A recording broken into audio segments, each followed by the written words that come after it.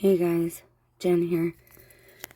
Sometimes Jen. February 16th, 2024. So I wanted to document this high strangeness, synchronicity, as it was happening. I think I'm going to start doing that a little bit because it just happens too often. So I was watching this found footage, and yes, it is research for a very specific cause, and I cannot tell you everything about it. You should be able to put this all together by now with everything I'm sharing, but we don't want to be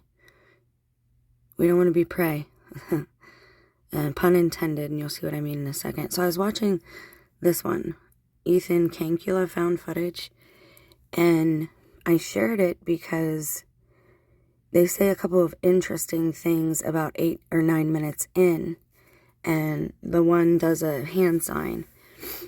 And they were talking like, well, how come nobody ever talks about it? You know, if I saw it, and that's all I've talked about since I was young. And he's like, oh, believe me, I know. And he's like, well, we saw it last night. And his friend goes, no, you didn't. You didn't see anything. And then, so I watched that. And then I scrolled. And I scrolled. The night hike. And I said, I'm going to watch that. I literally just started watching it.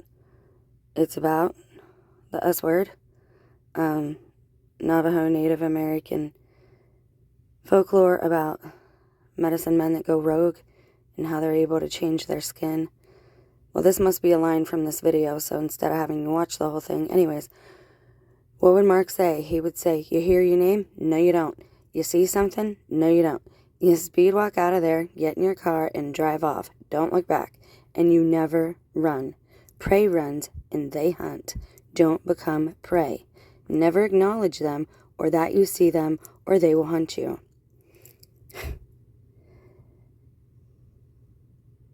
There are people talking, and there are people out there who see things just like I do, and just like you do.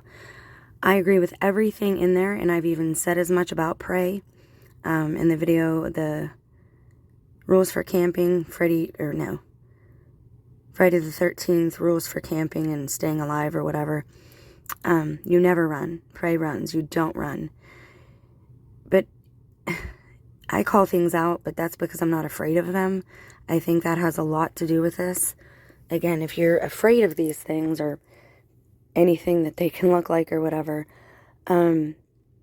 that makes you vulnerable to spiritually, to attacks spiritually and physically. So I just wanted to document this moment. I don't know when I'll upload this, but stay safe.